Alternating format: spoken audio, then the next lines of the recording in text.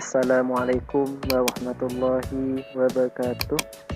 Alhamdulillah rabbil alamin. Assalatu wassalamu ala asyrafil anbiya'i wal mursalin Sayyidina Muhammadin wa ala alihi wa sahbihi ajma'in. Yang saya hormati Bapak Fauzan selaku dosen pengampu mata kuliah Data dan Tech Mining. Semoga Bapak diberikan kesehatan serta kekuatan dalam mengajar. Amin amin ya rabbal alamin.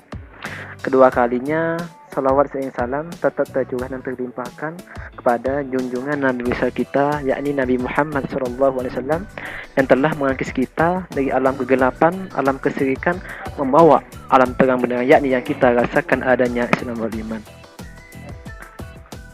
Baiklah, saya di sini selaku moderator akan memperkenalkan diri. Nama saya Funali dan sahabat saya Ahmad Khairul Umam dari kelompok 3, di mana hal ini yang diamanahkan oleh dosen kami Bapak Fauzan menjelaskan mengenai association rule dalam data mining. Sebelumnya perlu kita ketahui bahwasanya yang dimaksud dengan association rule dalam data mining ialah suatu prosedur yang akan berguna untuk mencari suatu relasi antar objek dalam suatu dataset yang telah ditetapkan. Untuk tahapan asosiasi tersebut terdapat 2 tahapan, yaitu dalam mencari kombinasi yang sering terjadi dan untuk mendefinisikan kondisi. Ini saya di sini kan memberikan suatu contoh prosesnya seperti ini. Dari kajian tersebut, para pengunjung atau pembeli di supermarket akan mengetahui bank apa saja yang sering dibeli secara bersamaan dan bank yang tidak akan dibeli. Maka association rule atau aturan asosiasi ini umumnya mengambil dalam bentuk if then dan menggabungkan dengan beberapa item menjadi satu. Ini sekilas dari saya. Biar lebih jelasnya lagi akan langsung disampaikan langsung oleh sahabat kami Ahmad Khairul Umam. Kepadanya kami dipersilahkan.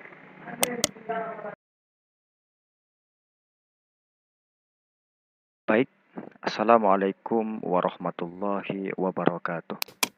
Sebelumnya, terima kasih kepada Bunali yang telah memberikan waktunya atau mengalihkan waktunya terhadap saya, sehingga saya akan menjelaskan sedikit atau secara rinci berkenaan dengan association rule atau aturan asosiasi dalam data mining. Di mana kami di sini akan menjelaskan di dalam PowerPoint ini menjelaskan tentang pembahasan.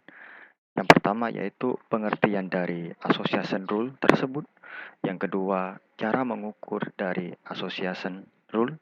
Dan yang ketiga, contoh penerapan. Di mana contoh penerapan di sini saya ambil dari salah satu jurnal yang telah diambil sebelumnya.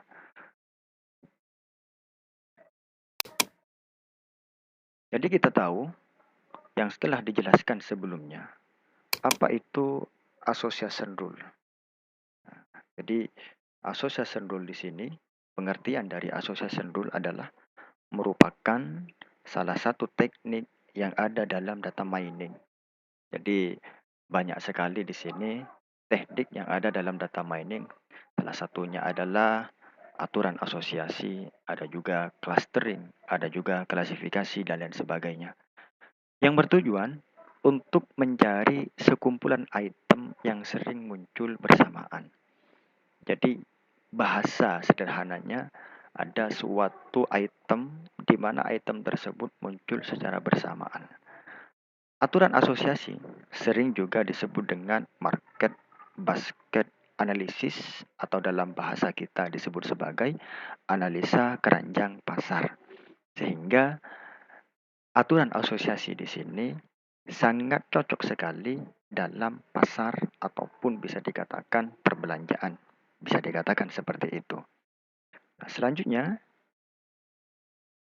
aturan asosiasi di sini adalah diterapkan pada transaksi yang membeli banyak item yang telah dijelaskan sebelumnya. Jadi lebih cocok digunakan dalam supermarket dan sejenisnya. Nah, tujuan Untuk aturan asosiasi di sini adalah bagaimana kita di sini melihat suatu kombinasi pembelian item yang dilakukan oleh konsumen sehingga menemukan bagaimana pola beli konsumen. Konsumen cenderung membeli barang apa dengan apa. Maksud dari membeli apa dengan apa di sini adalah bisa tadinya bisa dikatakan sebagai tentang awalnya berasal dari studi tentang database transaksi. Bisa diartikan contohnya, ada seseorang yang mana seseorang itu membeli susu dan juga roti. Sehingga bisa disimpulkan konsumen membeli susu dengan roti. Itu disebut sebagai penjelasan dari barang apa dengan apa. Atau bisa diartikan dalam penjelasan sebelumnya yang dijelaskan oleh moderator, dijelaskan apa itu penjelasannya, sebagaimana proses dari aturan asosiasi di sini menggunakan aturan dalam bentuk if then. If itu jika, dan itu maka. Kalau dalam bahasa Inggris kita dikatakan sebagai kalimat pengandaian. Jika atau if, jika orang membeli susu, maka orang membeli roti. Itu adalah salah satu contoh dari aturan asosiasi atau penggabungan yang ada di dalam asosiasi sebagai contoh dalam if dan then seperti itu. Sehingga manfaat dari aturan asosiasi itu apa? Manfaat tersendiri dari aturan asosiasi di sini adalah yang pertama, menyusun tata letak produk. Jadi produk tersebut disusun sesuai dengan apa jenisnya. Bisa jadi contoh pasta gigi, sikat gigi, sabun mandi, sampo. Nah, itu adalah jenis di dalam yang digunakan dalam kamar mandi. Ataupun gula, kopi, rempah-rempah itu biasanya digunakan jenisnya di dalam dapur. Sehingga menyusun tata letak produk sehingga konsumen-konsumen tersebut lebih mudah untuk mengambil. Atau ada peluang jika seandainya ada orang hanya membeli kopi, maka jika seandainya barangnya diletakkan secara bersamaan, bisa jadi orang itu juga bisa membeli gula. Nah, itu adalah salah satu dari penerapan dari association rule atau aturan asosiasi. Selanjutnya, menentukan produk yang harus ditambah atau dikurangi. Sehingga pastinya barang-barang itu harus ditambah atau dikurangi. Salah satu jika seandainya barang itu ditambah karena mungkin larisnya barang tersebut. Ataupun barang itu harus dikurangi karena kurang menariknya di hadapan konsumen atau konsumen kurang atau tidak membeli sama sekali seperti itu. Nah, itu salah satu atau manfaat dari aturan asosiasi sebelumnya telah dijelaskan berkenaan dengan pengertian-pengertian dari aturan asosiasi tersebut.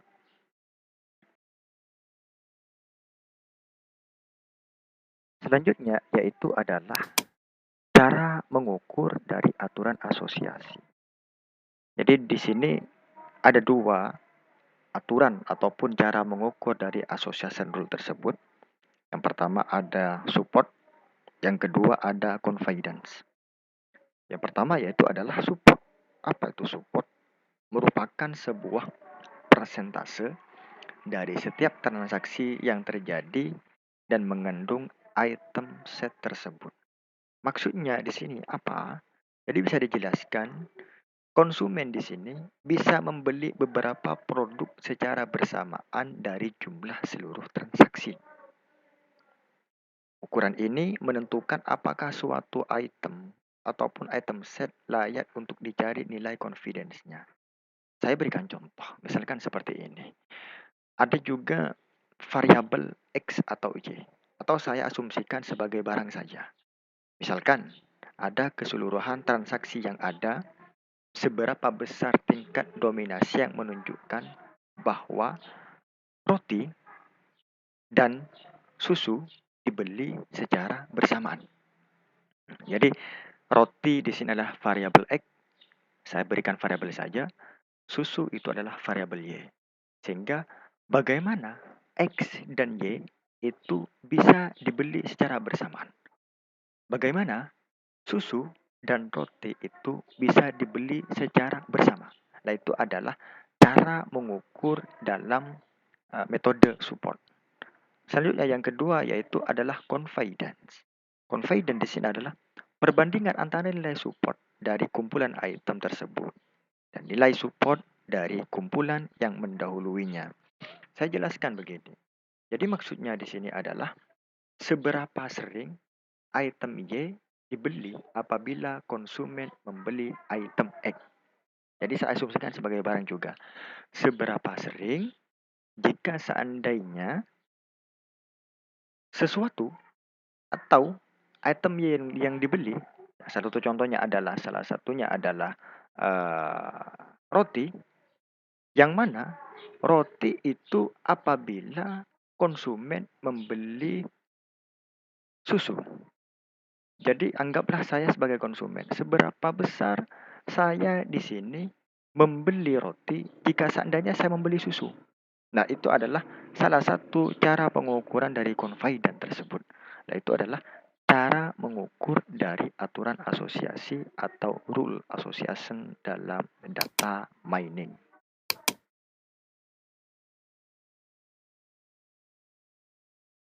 Selanjutnya adalah penerapan association rule dalam data mining di dalam sebuah perusahaan. Ya, kami di sini mengambil salah satu jurnal di mana jurnalnya di sini berjudul data mining dengan algoritma a priori untuk menentukan aturan asosiasi pada pembelian pupuk. Sehingga kami di sini memberikan sebuah kesimpulan. Yang pertama, nilai support dan confidence yang ditentukan akan mempengaruhi akurasi dalam pembentukan rule. Semakin tinggi nilai support dan confidence, maka rule akan semakin akurat. Itu adalah penerapan atau kesimpulan yang pertama. Yang kedua, berdasarkan hasil aturan asosiasi yang diperoleh, maka yang memiliki nilai support dan confidence tertinggi adalah pupuk organik dan pupuk urea dengan nilai support 60% dan nilai confidence 86%. Seperti itu. Selanjutnya, penerapan algoritma a priori dalam menentukan kombinasi antar item set dengan minimum support 40% dan minimum confidence 75% ditemukan 6 aturan asosiasi. Itulah penjelasan ataupun penerapan ataupun kesimpulan yang ada di dalam jurnal tersebut. Itulah kesimpulan yang bisa saya jelaskan atau yang bisa kelompok 3 jelaskan berkenaan dengan materi aturan asosiasi dalam data mining. Sebelumnya, kami dari kelompok 3 mohon maaf jika seandainya ada kesalahan dalam tutur kata, terutama khususnya kepada dosen pembimbing kami, Bapak Fauzan Asrin M.Com. Semoga Bapak diberikan kesehatan selalu dan dalam lindungan Allah Subhanahu wa taala. Amin ya rabbal alamin. Sekian dari saya. Ilal liqa. Ma'assalamah. Wallahul muwaffiq ila aqwamit thariq. Hadallahu wa iyyakum ila subulis salam. Assalamualaikum warahmatullahi wabarakatuh.